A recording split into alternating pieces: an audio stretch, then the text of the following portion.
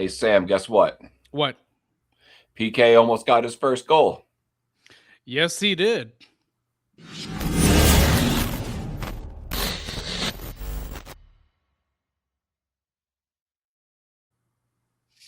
All right. Well, Andrew, that Nashville game, pretty good. And yeah, Kochetkov, man, Andrew, he was so close. It was just Roman Yoshi was able to stop it.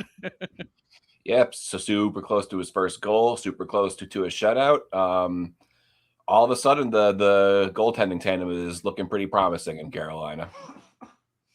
Yes, it is. And also, just to give you guys a heads up for this episode, I am currently going through a cold. So if you hear any coughs or sneezes, uh, that's why. I'll do my best to edit them out, but if you hear them, that's why. Uh, but Andrew, let's get to some podcast news here real quick. We have a great partnership with SeatGeek. You get $20 off your first purchase if you use promo code Caniac Reports, all one word. It's a great deal for trying to save money on some tickets. And we also have the Caniac Report Plus. For those who are listening on Apple, it's just another way for you to listen to our episodes, but ad free. And also remember, if you are watching us on YouTube, please hit that like button, hit that subscribe button, hit that notification bell so you never miss another episode.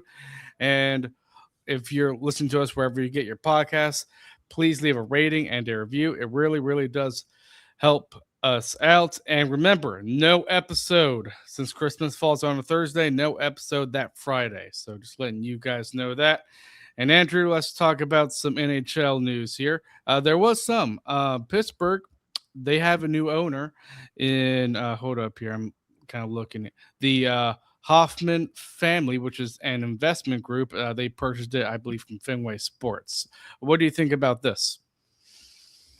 It seems like it's been kind of coming for a while. We Mm-hmm. haven't really known who was going to be the buyer, but it's been known that they've been for sale for a minute. It seems like Fenway maybe wants to spend some more time with the Red Sox or get back or get more into a European soccer. But now that this is settled, it'll be interesting to see what they decide to do, because I do think that, granted, Crosby's made it very clear he doesn't want to leave, but I do think they were holding on from making some big moves from, names that, even if the team's not winning, do move tickets to keep that value up. Now that the sale is done, it'll be interesting to see if Pittsburgh actually makes any moves. Yeah, it is because new owner can have new visions. And I mean, Kyle Dubas, he's the GM over there, but I'm sure just relating to his job, whenever he sees there's a new owner, I'm sure I'm sure not just him, but any general manager will probably feel a little bit uneasy knowing what they might want to do, you know? Oh yeah, for sure. And for a team like Pittsburgh, that their history is kind of, you have a generational talent, and then it drops off to a point where, there's been a couple of times where that team, didn't survive. They almost had to relocate. So um Crosby is obviously still playing at a high level. It Hmm. sounds like this is going to be Malkin's last year. So they definitely have, pieces that a contending team would, pay a pretty penny for.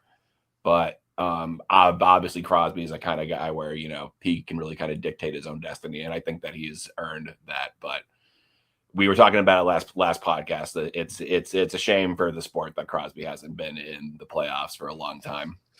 It has for the sport, but I think as us Hurricanes fans, I think we're kind of happy he's not in the playoffs. For sure. Send him out west. um, Yep, yes, yeah, send him out west. But I remember you just talked about Malkin, knowing that this might be his last year. I mean, I wonder if he wants to be traded to a contending team or not. And if he does, I mean, we're looking for second line centers.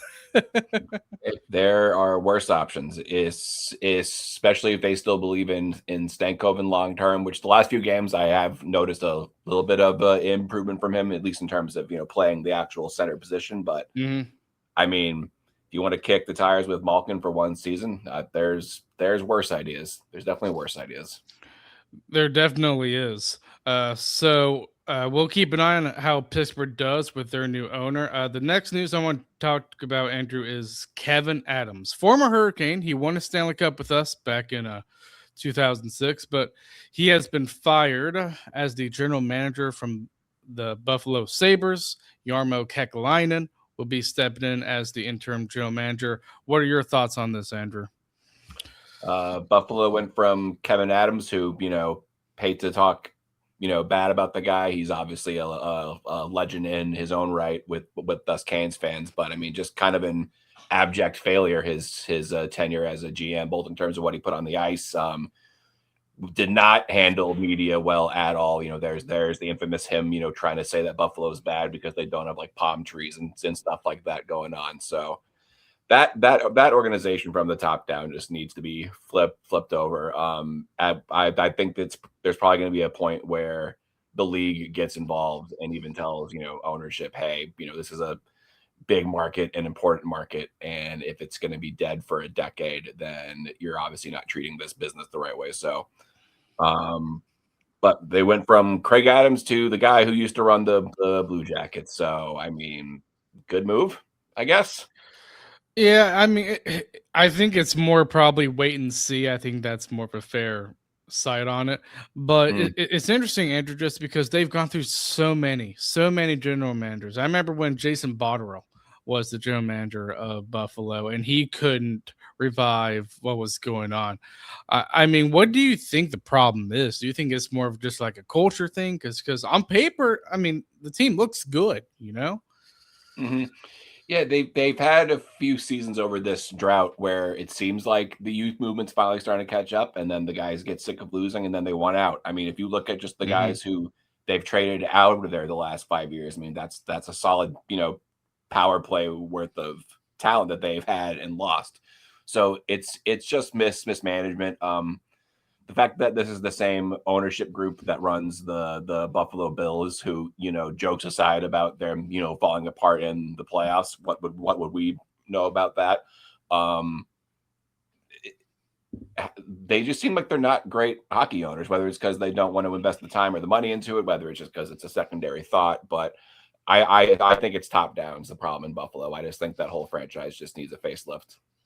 Oh, I completely agree. And I do think part of the fault is on the owners just because of how long it's been taken. But let's get into, I mean, more obviously in the last episode, we talked about the huge Quinn Hughes trade, but more stuff was revealed amongst the behind the scenes stuff in that trade. And Andrew, I mean, obviously, whenever there's a Hughes brothers probably traded, New Jersey's interested because they already have two of them. And it was actually revealed what they were offering, which to me a little bit surprised me, but it was a first round pick, Dawson Mercer and Simon Nemec. My question to you, Andrew, do you think they should have taken something like this, or do you think the Minnesota trade was a little bit better? I think for a full-on rebuild, I think Minnesota giving up 3 top-end prospects and a top pick is just it just gives you more darts to throw at the board that might stick for the team. It does. But that being said, it was kind of funny because, like,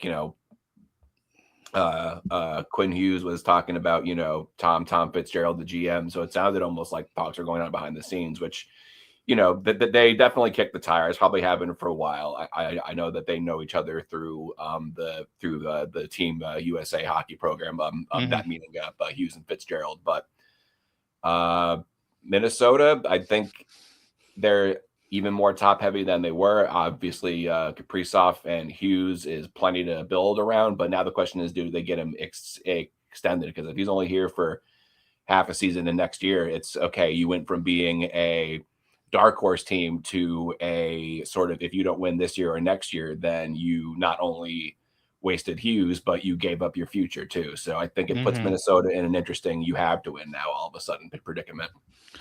It does. And I mean, I think part of the reason why we talk about this what if scenario, like what if Hughes leaves, is because us Canes fans kind of witnessed that with Rantanen. Although I thought we kind of did good with the assets we got back. Do you think Minnesota could get those type of assets that we kind of got when we traded Rantanen to Dallas? Maybe. I mean, the difference here is that, Hughes does have a whole another year going into next year. And I don't get the impression, I mean, granted, like, it's still very fresh, still very new, but, looking back on the Rantanen situation, that sounded like Rantanen's agent trying to be, kind of sly with his negotiating tactics. Colorado called their bluff. Carolina got caught in the middle of it, and then yes, did do a pretty good job at flipping it. For now that we have Stankoven and Keandre Miller is actually a result of those assets too. But I think Minnesota is just in a really tough spot just because you're in a division with Colorado and Dallas. So I respect still trying to go for it. But even picking up a Quinn Hughes, man, that's still an uphill battle. No, it is. It really is. And speaking of Quinn Hughes, we'll segue that into Hurricanes news here, Andrew, because apparently Elliot Friedman from his latest 32 Thoughts episode said that there was a legit trade offer from the Hurricanes, for Quinn to try and get Quinn Hughes. What package do you I mean, obviously we don't know the details like the New Jersey deal was, but what do you think we were trying to give up there? I think if you were going to try to do as close to a 1-for-1 comparison, so they got a first round pick, so we'll call that just 1-for-1 a first round. Mm-hmm. Rossi, I think you could compare maybe to Stankoven or Blake. Booyah maybe to Nikishin, and then maybe you throw in like a Ryan Suzuki, someone who could use a fresh start but still has some upside. So it's hard to say anything's too much for, at worst, the third best defenseman in the NHL, probably the second. But with just how stout Carolina is on defense, I almost don't know if sacrificing that much of the forward group would be worth it, which again sounds kind of crazy to say because it is Quinn Hughes, but he's a defenseman, and defenseman isn't really a need right now. No, not at all. So unless they wanted to take Nystrom and Legault, and we give up some of the depth with a Stankoven to get it, then okay, maybe. But second C is still very much the issue with this team. I think it's the only real glaring hole that I can see right now. Obviously, still a lot of time to play, but yep. Would have loved to have gotten Hughes, but I don't know if the bang was worth the buck on that one.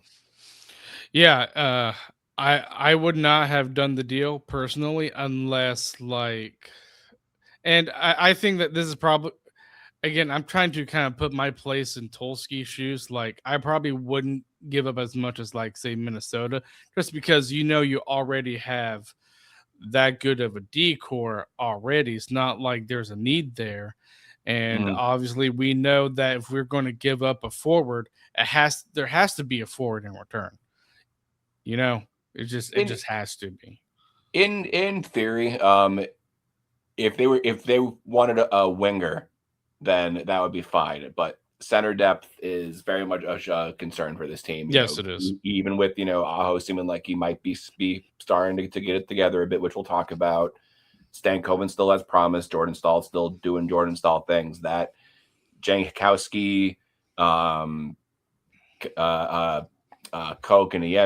Suzuki, maybe Unger Storm at center. That there's a lot of question marks there for what you can actually build around long term. So yeah, there's no denying Hughes would become the best defenseman on this team if he came here, and that's with all due respect to Jacob Slavin, who we're both very that hurts. That hurts, Andrew. I'm just kidding.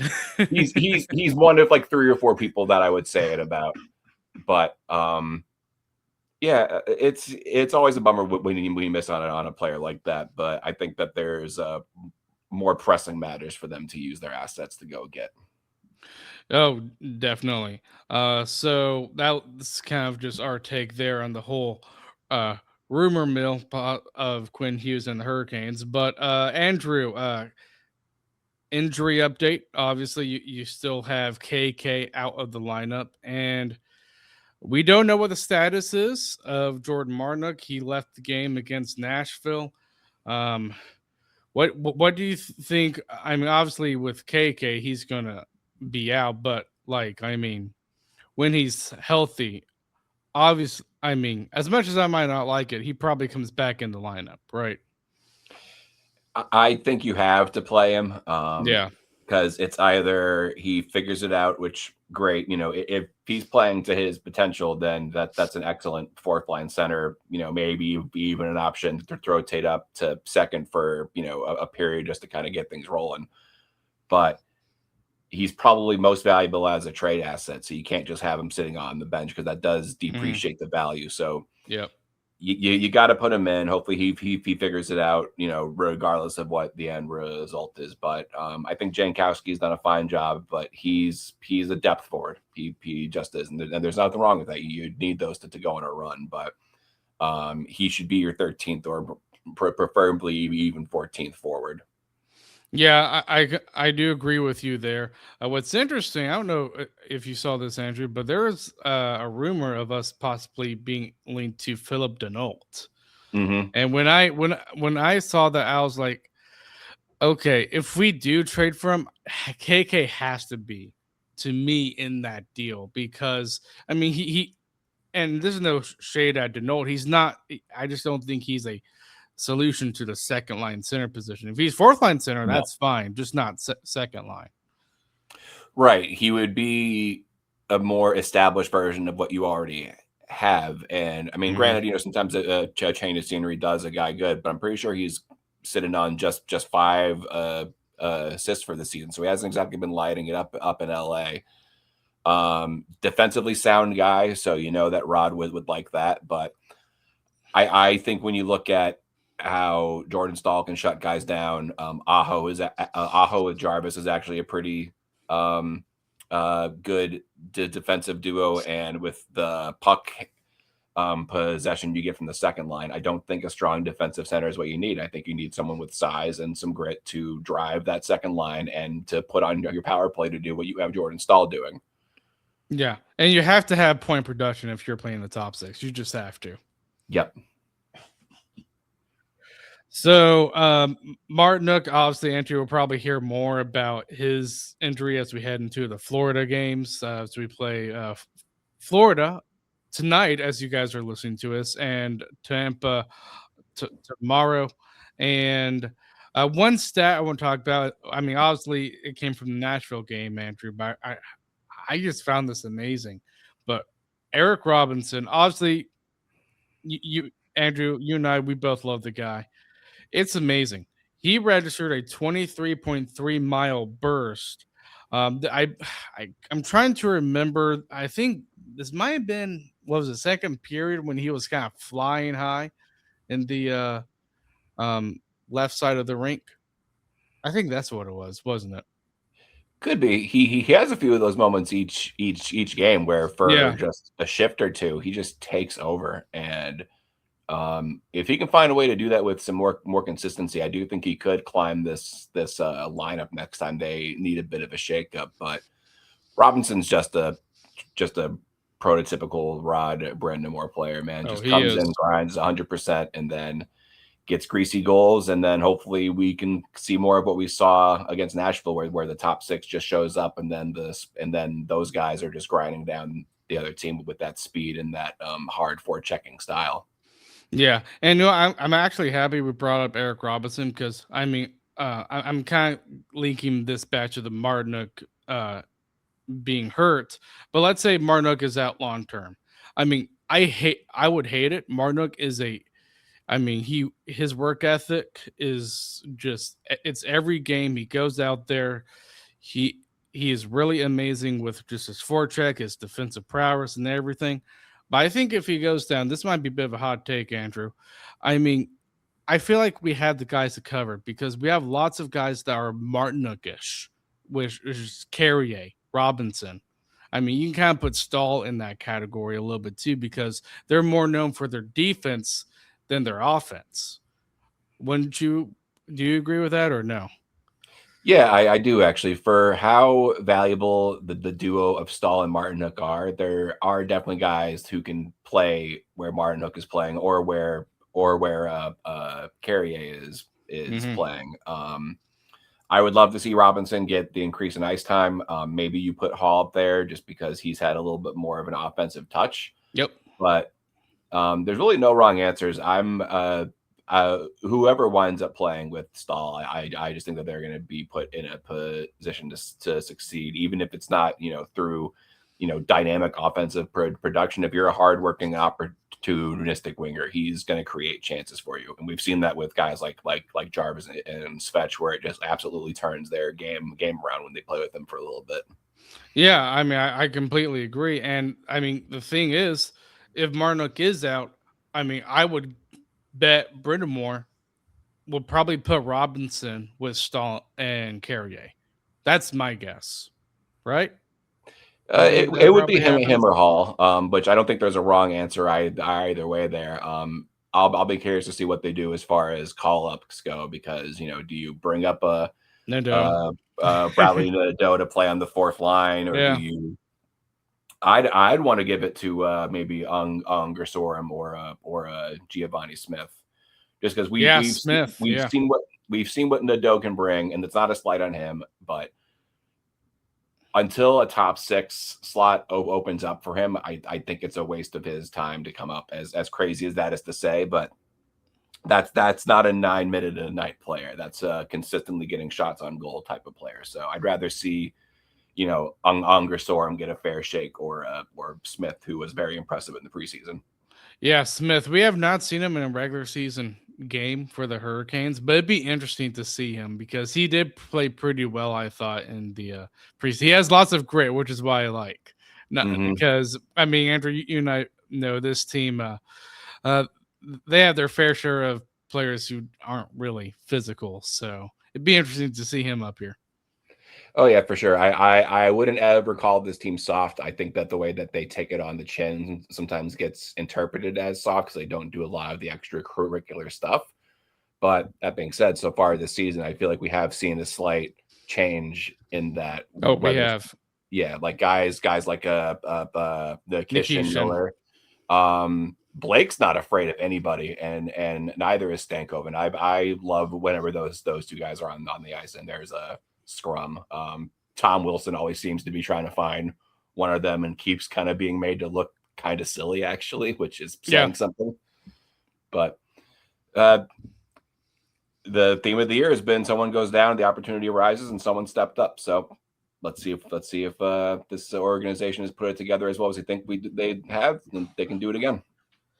Definitely. Well, Andrew, let's get to a sponsor, then we'll recap the one and only game against Nashville. Every yard, every sack, every interception, and every touchdown. With Pick 6, DraftKings' newest game, every snap can turn into a big-time payout. This isn't just watching the game. This is playing to win. Here's how it works. Pick more or less on 2 or more player stats. The better your picks, the bigger your payout. It's that simple. And here's the kickoff bonus. New DraftKings customers get $50 in Pick 6 credits with just a $5 entry on your first pick set. You know the game. Now make it pay. Download the DraftKings Pick 6 app now and use code THPN. That's code THPN. Play just $5 and get $50 in Pick 6 credits. Make the call, ride the upside. In partnership with DraftKings Pick 6, the crown is yours. Gambling problem? Call 1-800-GAMBLER. Help is available for problem gambling. Call 888-789-7777 or visit ccpg.org in Connecticut. Must be 18 plus, age and eligibility restrictions vary by jurisdiction. Pick 6 not available everywhere, including New York and Ontario. Void where prohibited. 1 per customer. Bonus awarded as non-withdrawable Pick 6 credits that expire in 14 days. Terms at pick6.draftkings.com/promos. Limited time offer. All right, so the Nashville game. First period, Andrew, I actually thought of all the periods they played, I thought that was probably the most dominant period the Hurricanes played in that game. Yeah, they've been doing that the last few games, where they come out pretty solid, but they need to find a way to bury some shots when they get off to this hot start. Obviously, it hasn't come back to bite them in these games, but whenever you're cooking like that, and especially against a goalie like Saros, who, even though Nashville is struggling, he still can very much take go for a game. You like what you saw, but that still needs to be something that they can remedy. Yeah, I completely agree. In fact, I was going to bring that up just because as I was watching that first period, Andrew, it's like, man, I love how they're playing. It's just you gotta get more out of that period than just the one goal. You know. Experience Hurricanes hockey. Yep, it is Hurricanes hockey in a nutshell. But that was a good goal. I mean, Blake, great goal. Stankoven gets in an assist, so it's nice seeing Stankoven getting a point. And after that, Stankoven line really showed in that game. Yeah, if I'm not, yeah, the entire top six made it onto the score sheet. They went on the road against with all due respect, a inferior opponent, and the top six and the goaltending carried them. It's crazy how that works out.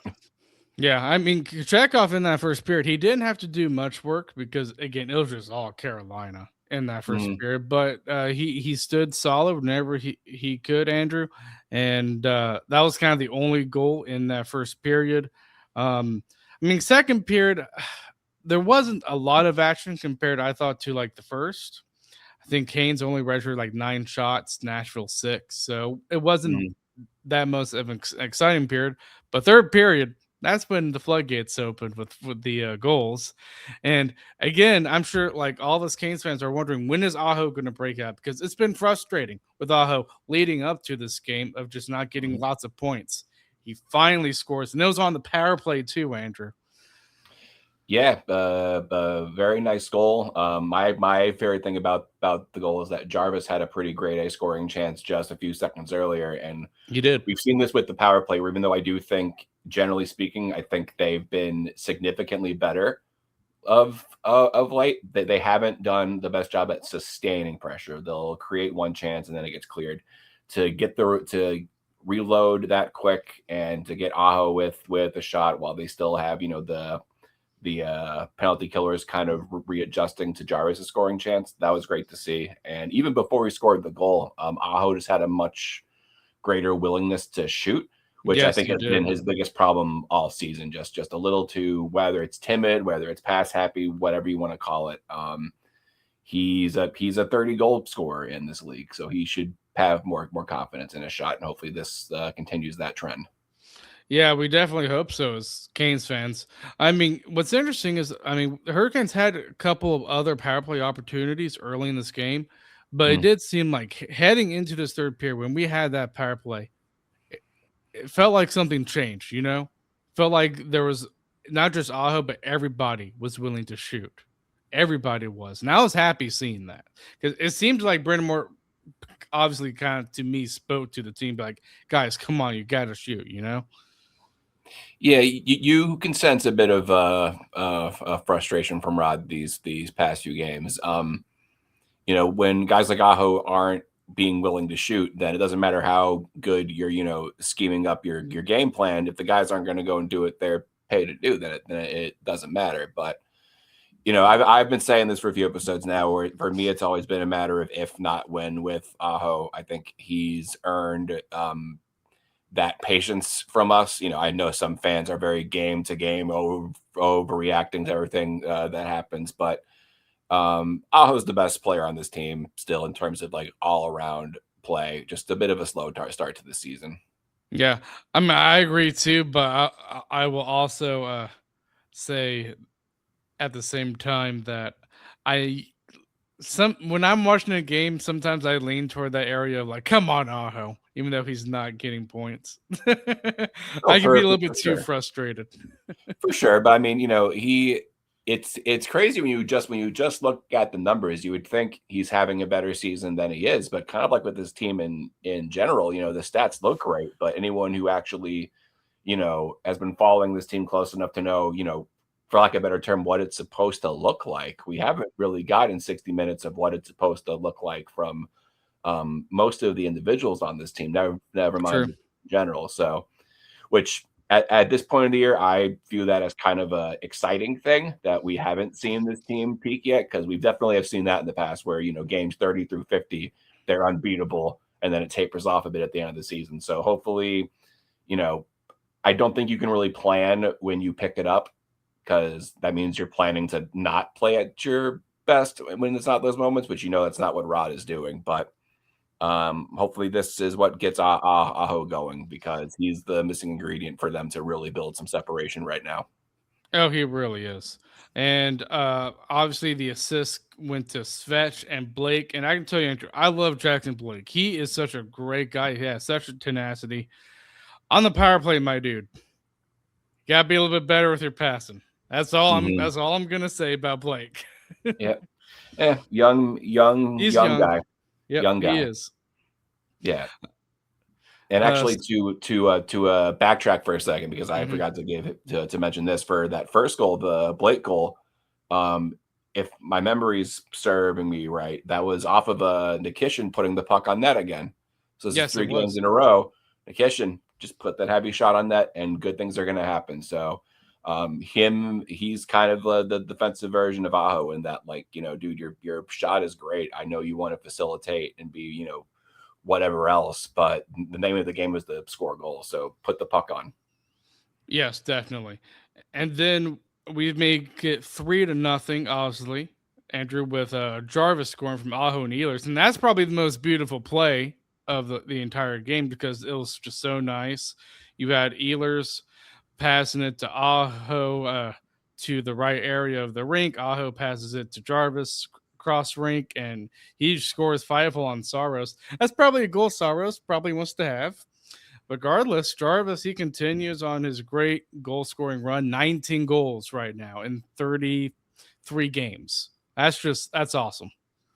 Yeah, hopefully he can keep this pace going up. But you know, again, you like seeing Aho getting the point on that to just build on that goal that he had before, because sometimes you get lucky with the goal and you can't really build too Hmm. much off of it. To continue playing a good game like that, and then Jarvis is just on fire, man.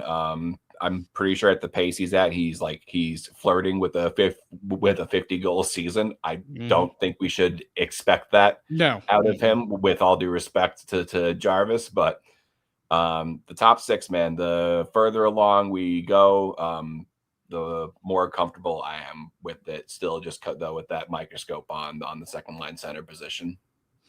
Oh, definitely. And what's funny, I think with Nashville, Andrew, I mean, obviously we're up 3-0 against them, but this kind of happened in the last game at home against Nashville. They don't quit, even when they're down by a pretty good deficit, because obviously you had Forsberg scoring. You can't blame that on Kochetkov, but Nashville really turned it on after Forsberg scored. You could tell. Yeah, I wasn't crazy about the goal from Kochetkov. He got a solid piece of it. Maybe could have handled the rebound better. Chatfield could have handled the whole circumstance better. But if that's the biggest blemish on the game, I say we take it and run with it. But Nashville, for as much as they're struggling, they got some veterans on that team, and it'll be interesting to see what happens to them come trade deadline, because there's a lot of pieces there who, maybe even if they're just rentals, they can get a healthy bit back for it. But Ryan for as good of O'Reilly is one. yes, exactly. But for as good of a coach as he was, I don't have a lot of faith in Barry Trotz as a GM. He hasn't earned it. Go figure, throwing lengthy contracts with, paying for the namesake, not what you can expect them to do in the future with guys like Stamkos and Marchessault, hasn't really worked out for them. No, it really hasn't. But I will give it to Nashville. They still fight back even when they're down by a pretty good deficit. And another thing on that Forsberg goal, Andrew, I thought there was a bit of a nudge. I can't remember which Nashville player it was, but it was like a few moments before that Forsberg goal. You know what I'm talking about, right? It seemed like Off there was a little bit of a nudge. on a PK, bit of Yeah, a nudge. yeah. Yeah, yeah. I know what you're talking about. I can't remember exactly how it went down off the top of my head, but just I think if PK had, just kind of flopped back on his back to cover the puck, maybe you could get a call like Hmm. that. But when you're gonna, do a spin like that, which I know what he's trying to do. Yeah, He thinks he knows where the puck selling the is. We'll play. just get it out of here. Hmm. But yeah, just a misplay by Kochetkov, which, I mean, it's gonna happen. It's a weird game. It is. And I mean, the biggest thing I think for a goalie is like, listen, you're going to let in goals. But I think the biggest thing is how do you react? What's your response after letting in those goals? Hmm. And he responded wonderfully. He was making very good quality saves. Yeah, so that's almost kind of a good thing that came from that goal being a bit of a mishandle is it gave him the opportunity to get in his own head, and he Hmm. didn't because Nashville came out hot those next 4 or 5 minutes and really pushed to bringing the game closer, but he he stood strong and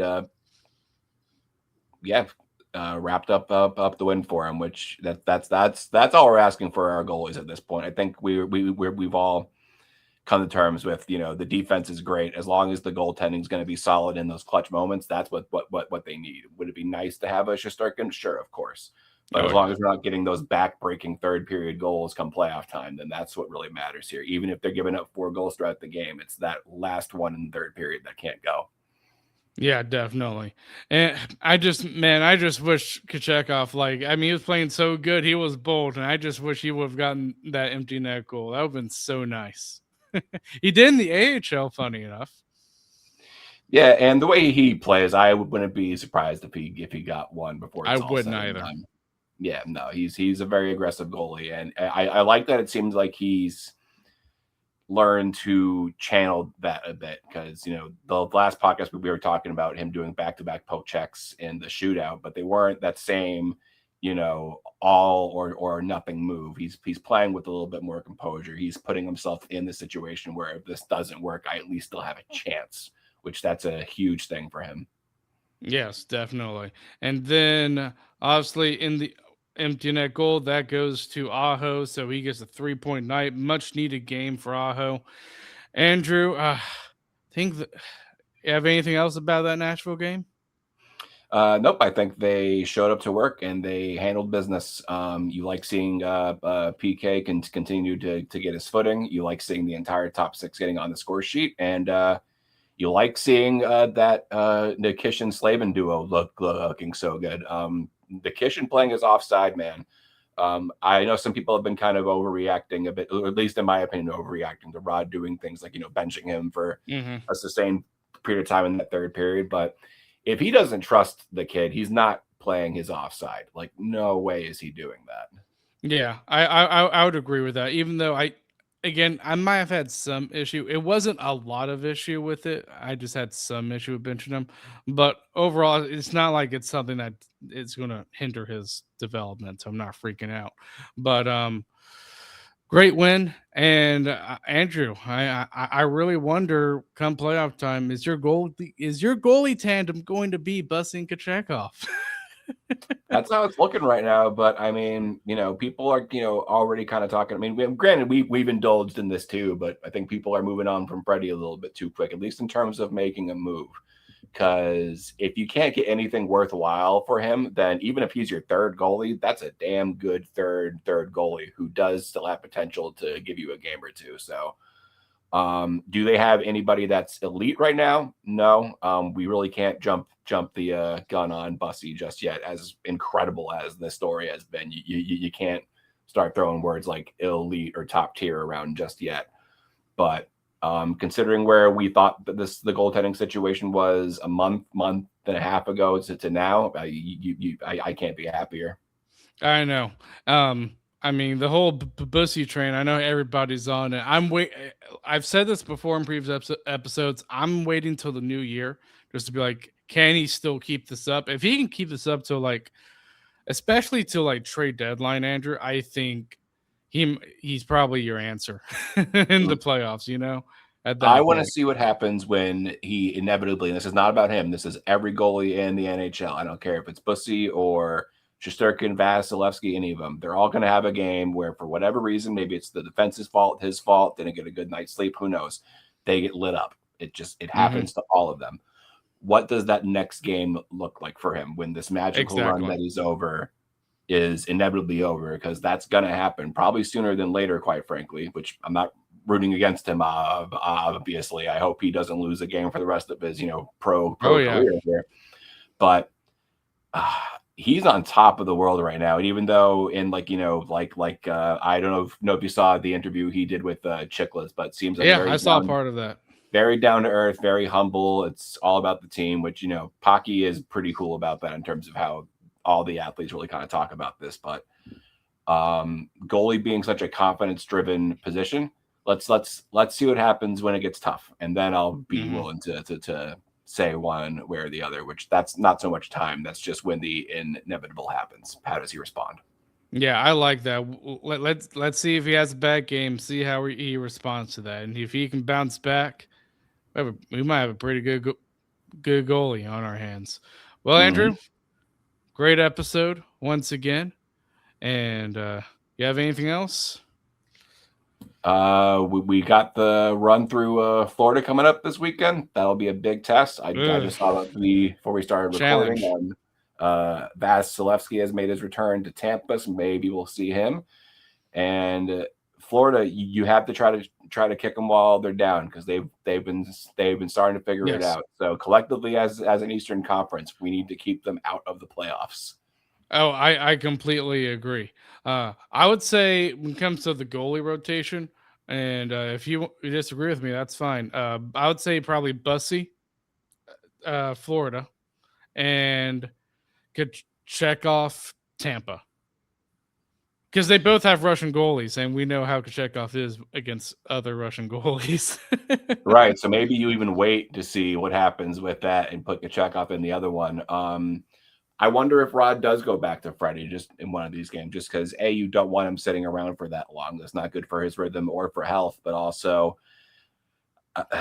just kind of reading the room of the fan base, whether it's fair or not. You know that if he's playing at Lenovo and it's early in the game, and even if the goal is 100% not his fault, then the crowd could turn on him pretty quick, because that's just kind of where we're at with him, unfortunately. Whether it's fair or not, it's kind of almost not worth debating. But with 2 games on the road, I might consider going with Freddie against Florida. Me personally, I've been trying to guess in the past few episodes of when Anderson might be returning for another game, but it seems like I always get it wrong just because Brimore's like, I'm liking Bussy and Kochetkov, which I understand why. Like, I mean, you need the wins. Oh yeah. So it's hard because you don't know. I do think Brind'Amour at some point does play Anderson at least one more time. We just don't know when. Yeah, and if PK and Bussy are playing this well, then it is hard to justify taking one of them out. But again, I think just because of the length of time, and then with the little bit of a holiday break coming up, I might consider it. But that being said, I'm not going to be upset if I see PK and Bussy or net instead, because as of right now, they're by far and away your 2 best options. Yep, they definitely are. Well, Andrew, great episode once again, and we will see you guys Monday.